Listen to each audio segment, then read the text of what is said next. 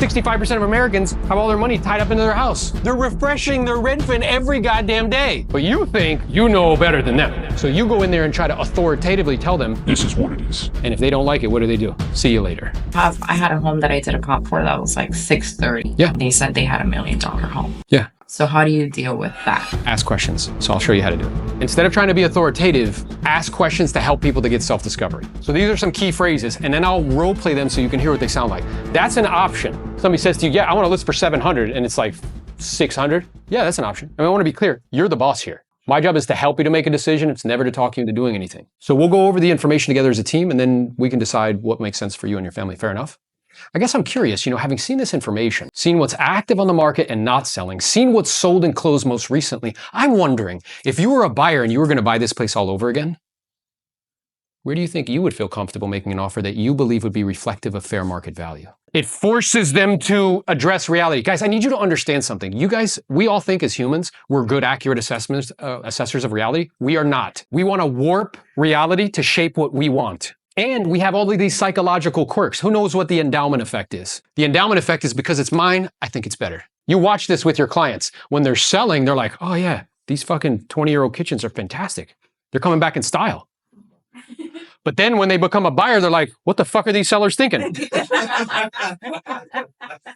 know what resulting is? Because it happened in 1995, it means it's gonna happen today. That's dumb, but our brains do this.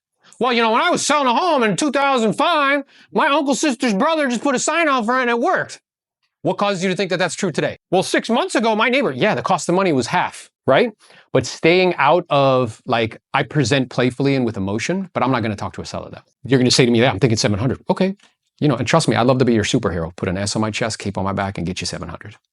At the same time, are we in agreement that what something's worth is what somebody's willing to pay? Would you agree with that? Yeah. So let's take a look at this information. I mean, we can see here the last 2 closed sales in your neighborhood was 600. And we can see here on my iPad, if you guys are presenting with pieces of paper, I'm going to run into your listing presentation and smack you in the fucking head. What are you doing, bro? Do you ride a horse to the fucking listing? Like, all of you are tied to your devices all the time. That's how you consume information. Why are you presenting with pieces of paper? They're one-dimensional. You can't zoom in. You can't look at shit. You're going to tell them their kitchen's nicer, but they can't zoom in to actually see that it's nicer. And I bring my iPad and I zoom in on the kitchen. So let's take a look. This one sold at like 600, and we see here, how would you say that kitchen compares to yours? Well, mine is really maintained well, and it's nice, and it's all white. Yeah, and I totally appreciate it. I respect that. And we can see here, did they redo this kitchen? They did. Yeah, so, and I'm aware you can have your own personal preference. At the same time, you have a remodel kitchen, they have a remodel kitchen. Would you say that that's accurate? No, mine is not. Okay, so yours isn't remodeled. It's well maintained. I see. I understand. Now, I'm curious, if you were a buyer, not a seller, and because I know those hats are different, and if you were going to buy this place all over again, which kitchen do you think you would have preference? One that was modified or one that's well maintained? Well, I really like my kitchen. It's my style. I appreciate that. And what I'm aware of is, sometimes I know I can do this myself, is I assume that everybody's going to like what I like. I guess my question to you is that true for you in your experience in life, that everybody likes what you like? No. Unfortunately not, right? I mean, I would like it to be that way. What did I just do? Did I make her wrong? Who did I make wrong?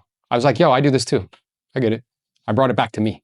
And then I'm like, okay, and let's take a look at this other one. We see here, this one sold, looks like it's 615. And I want you to see, when did that sell? Say last month. Last month. Yeah, and we can see here, let's look at the pictures of this one. How is their kitchen and bathrooms done? They're updated. They're updated as well, right? And I guess my question to you is this, because again, I'd love to be your superhero. Put an S on my chest, cape on my back, and get you $1 million while we're at it. Because we get compensated more the more we help you sell it for. At the same time, if you were a buyer, not a seller, because I know those hats are different. And if you were going to buy this place all over again, knowing that you're probably going to be modifying kitchens and baths, honestly, where do you think you'd feel comfortable making an offer that you believe would be reflective of fair market value? I would probably offer 600. Okay. And don't you think most buyers are pretty similar to you? Probably. Okay. So then it sounds like we're in agreement that the marketplace is showing us somewhere around 600 seems to make sense. So one, I didn't make her wrong for her thinking, because some of you guys are like, really, bro? That's what you think? And it's you don't hide it in your face or your body language. You're like, you know what I'm saying? You don't. It just comes out. You're like, whoa, really? Whew. So I stay neutral, and I didn't make you wrong. And then we go over it, but then I help you to self-discover by asking you questions. Instead, did I tell you that those kitchens were nicer than yours? No. No. No. Never said that. Did I say that? No. Do you guys say that shit? Yes. All the time. Imagine somebody walked in your house and was like, bro, I got a shirt that's nicer than that. Immediately he'd be like, bro, like, right? But that's what we do. Yeah. And then we'll say stupid shit like, well, what specifically causes you to believe that you're, really? Imagine me being like, what specifically caused you to believe that those glasses were cool? You'd be like, bro, I love these glasses. Like, you're an asshole, right? But do we do that to sellers? So then I asked you this question, and there's a lot going on in this question. I was like, so if you were a buyer, not a seller, and you notice what I did with my body, it was intentional. I know those hats are different. What am I asking you to do when I do this as an adult? To think like a buyer. To take the hat off. You understood that implicitly without me even speaking those words to you. I know those hats are different.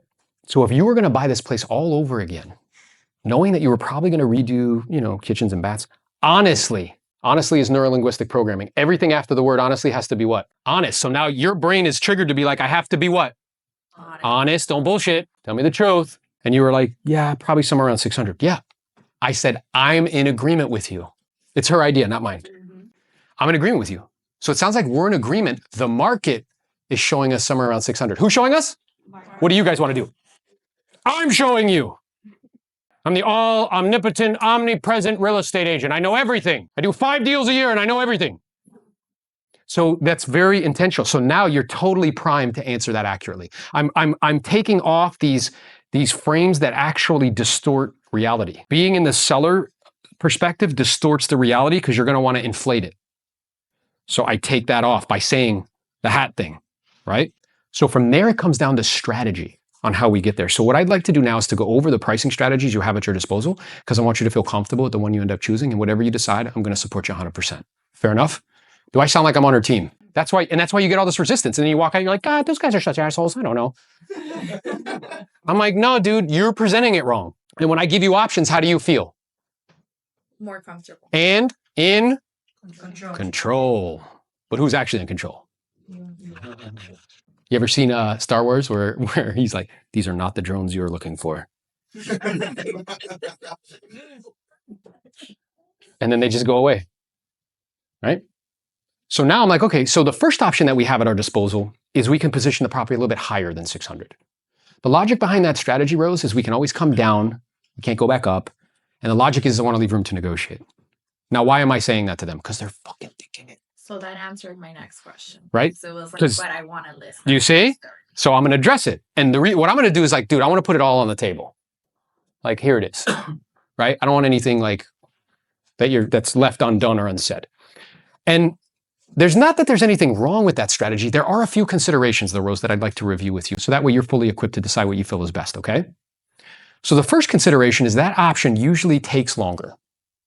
Now, I know you shared with me that you really need to be moved to Arizona in the next 120 days. Is that correct? Yes. So what that would mean then is we have to be under contract in the next 30 to 45 because it usually takes 30 to 45 days to close. Have you thought about that? No. So if we utilize that strategy of starting higher and coming down, it could end up jeopardizing timing. Now, let me ask you this. What would happen on the outside chance if we were still sitting here 4 or 5 months from now and this home wasn't sold? What would that mean for you and your family?